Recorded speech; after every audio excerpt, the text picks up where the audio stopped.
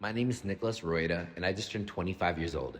I was born in Colombia. I grew up in Beaverton, Oregon. At the start of this journey, I was 260 pounds. I've always been overweight, and it's something that's always been very self-conscious about ever since I was a little kid. I was consumed by my poor mental health and living in constant state of depression and anxiety. I was obese. I would spend the day eating, watching TV in my bedroom. I was embarrassed to go out just because I felt gross, and I was on the verge of dropping out of my undergraduate degree. So growing up with Tourette syndrome and suffering with my size all my life, I had always had a lack of confidence, low self-worth and self-esteem, and I never really felt like I fit in with my siblings that were just always somehow athletic, and I wasn't. But in early 2020, after one of the worst years of my entire life mental health-wise, I remember staring at myself in the bathroom, and I was in my college apartment. I just felt disgusting. I felt gross. I didn't really recognize myself looking back at me. So I hopped on the scale. It said 260 pounds, and I just sat there and cried for hours.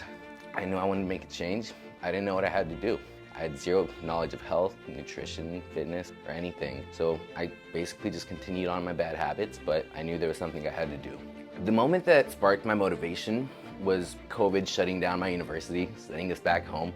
At this time, my younger brother, who was a star soccer athlete, he began training me in our garage.